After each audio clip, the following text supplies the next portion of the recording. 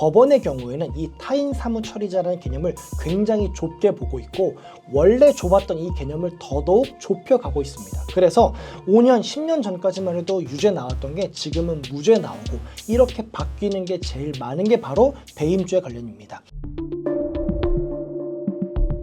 네, 여러분 안녕하십니까? 법무법인 A파트의 용성호 변호사입니다. 오늘은 배임죄에 대해서 한번 설명을 드려보겠습니다. 많은 분들이 배임죄를 이렇게 알고 계세요. 아니, 우리 약속했잖아. 너 이거 약속 왜 안 지켜? 그러니까 너 약속 안 지켜서 나한테 손해가 발생했네. 배임죄. 이렇게 생각하시는 분들이 많이 있으세요. 그래서 실제로 배임으로 고소가 들어온 경우도 많은데 오늘은 배임죄 고소가 들어왔을 때 어떻게 방어하는 게 좋은지 한번 설명을 들어보도록 하겠습니다. 대한민국 형사실무에서요, 배임죄는요, 유죄 인정되는 비율이 굉장히 낮은 재산범죄입니다. 실제로 업무상 배임죄는 아예 불기소되는 경우도 굉장히 많고요. 실제로 재판에 넘겨진다고 하더라도요, 무죄 나온 경우가 정말 많습니다. 통계적으로 살펴보면요, 일반적으로 무죄율이 약 2.7%입니다. 그런데요, 배임죄는 그 약 한 2배를 넘어가는 6.1%입니다. 이게 무죄율, 야, 전체 100 중에 6.1%밖에 안 돼? 그래도 거의 유죄가 나오네? 라고 생각하실 수 있는데 전체 고소 들어간 거에서 불기소, 무혐의 처분인 거를 고려하면요,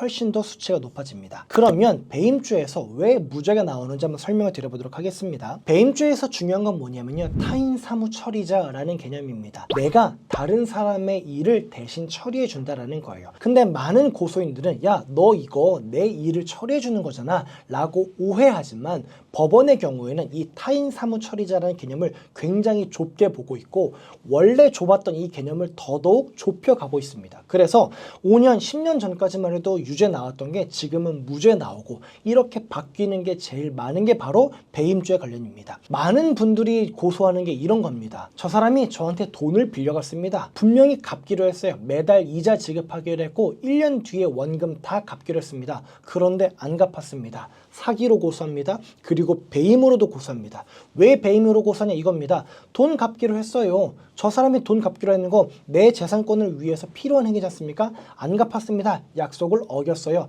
배임입니다. 라고 고소합니다. 하지만 이런 경우 당연히 배임이 성립하지 않는다라는 겁니다. 자, 배임죄에서 말씀드린 것처럼 중요한 건 뭐냐면 내가 과연 다른 사람의 일을 처리해 주는가입니다. 여기서 다른 사람의 일이냐라는 거는요, 예전에 법원은 다른 사람의 일이기도 하고 내 일이기도 하면은 그거는 다른 사람의 일이지 라고 봐줬는데 이제는 점차 판례가 바뀌어가면서 다른 사람의 일이기도 하고 내 일이기도 하면 이거는 내 일이다 라고 봅니다. 다른 사람을 위해 해주는 건 아니다라는 거예요. 가장 극단적으로 드러나는 게 이제 최근에 있었던 전원합의체 판례입니다.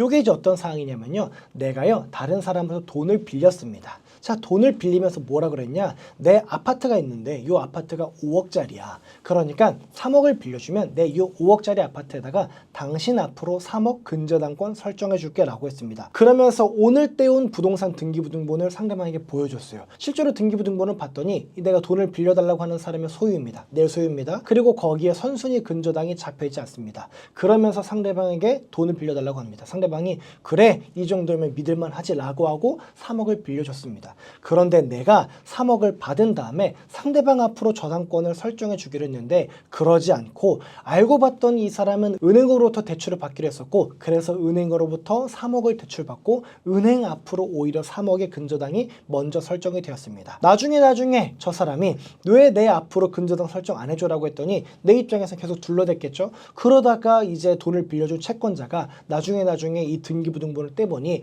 본인 앞으로 3억을 근저당 설정해 주기로 했는데 알고 보니까 은행 앞으로 3억을 근저당 설정해 줬다는 겁니다. 이거에 대해서 고소를 했어요.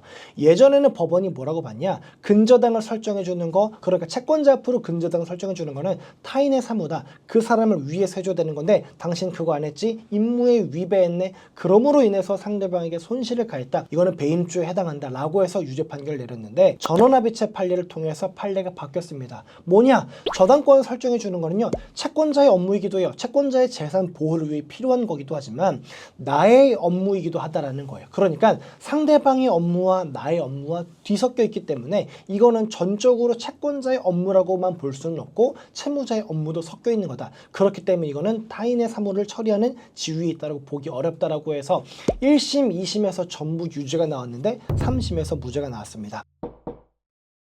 영상 정리 한번 해보도록 하겠습니다. 배임죄에서 중요한 게 뭐라고 말씀드렸죠? 타인 사무 처리자입니다. 이 타인 사무 처리자는 뭐냐면요, 내 업무는 하나도 없고 전부 다 다른 사람의 업무를 처리해주는 경우가 있어도 된다는 거예요. 우리가 일반적으로 약속을 지키지 않았다라고 해서 배임으로 고소된 경우가 상당히 많지만 실제로는 약속을 지키지 않았다라고 해서 배임죄가 성립하는 것은 아니니, 여러분 만약에 배임죄로 고소당하셨다라고 한다면요, 저희 A파트에 문의 주시면 저희가 친절하게 상담 드리도록 하겠습니다. 감사합니다.